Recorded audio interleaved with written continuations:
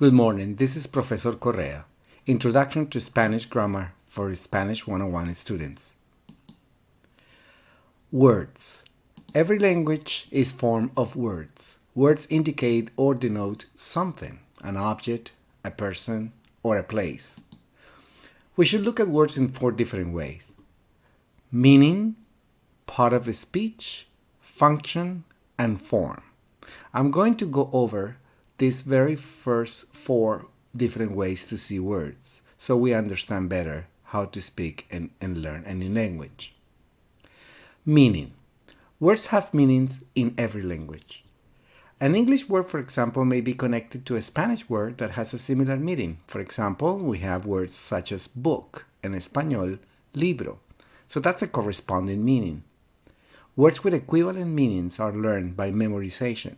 So it's very important that if you are learning a new language, you memorize the meaning from one language to another.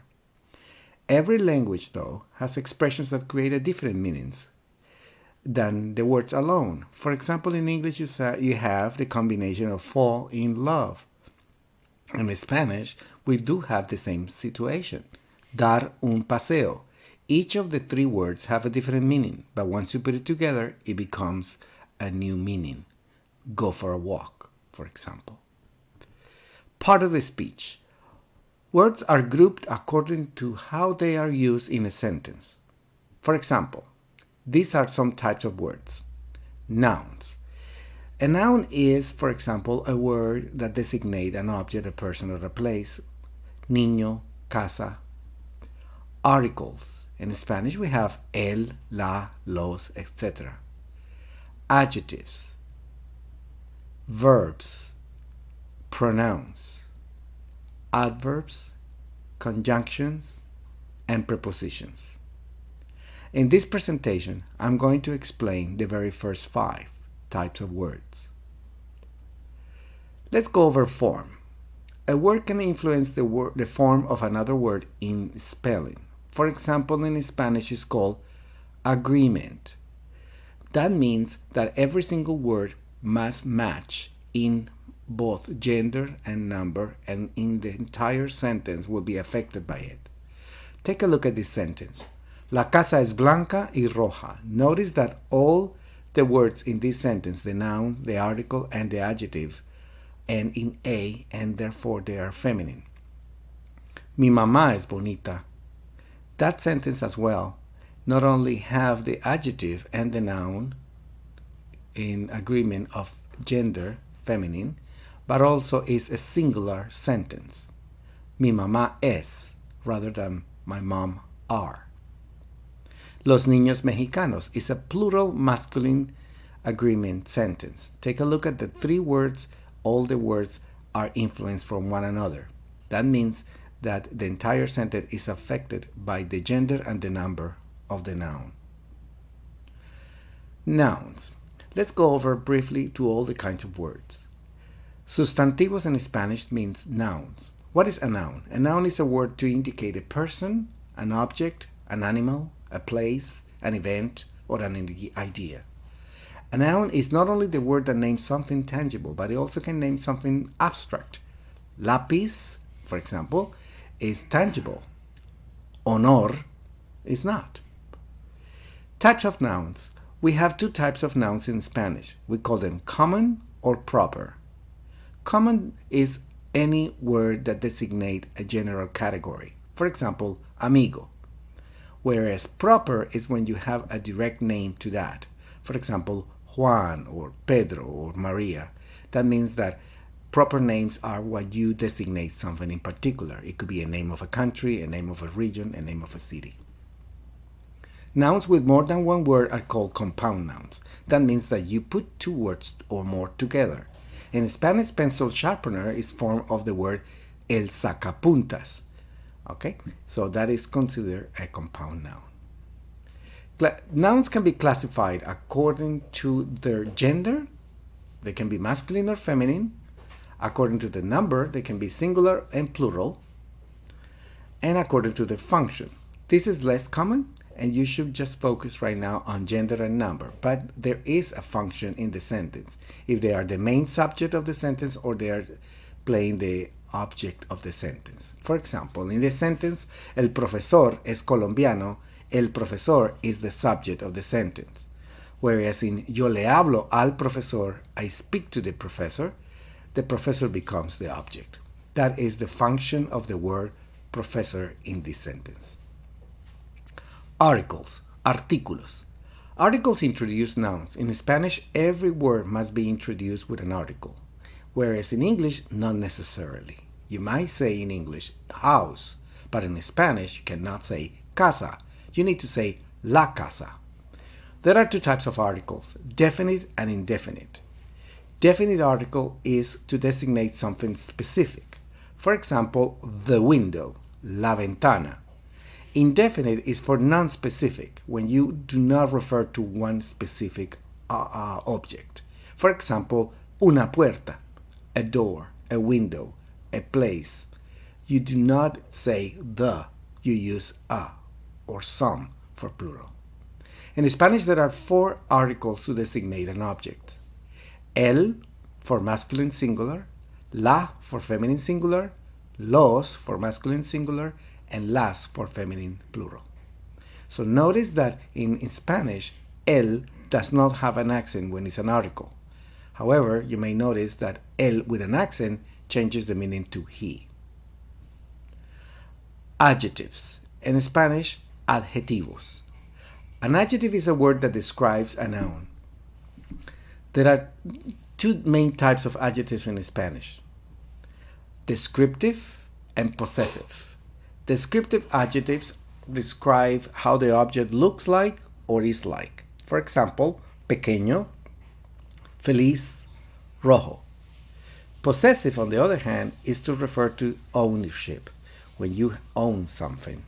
Mi, su, my, your. Mi casa es su casa, for example, is an example of a possessive adjective. In Spanish, adjectives always agree in number. Remember, it could be singular, plural, or in gender, feminine or masculine. Take a look at this sentence. La casa es blanca. Los gatos son grises. The house is white. The cats are gray.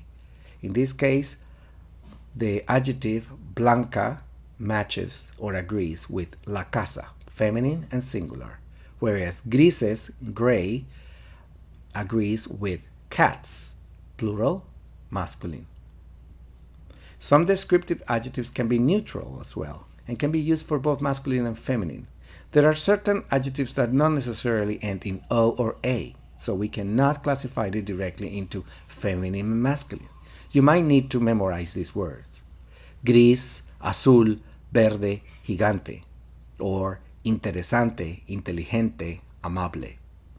Notice that the ending of this adjective is not in O or A. It might end in a consonant or in another vowel. Adjectives in Spanish always go after the noun, unlike English.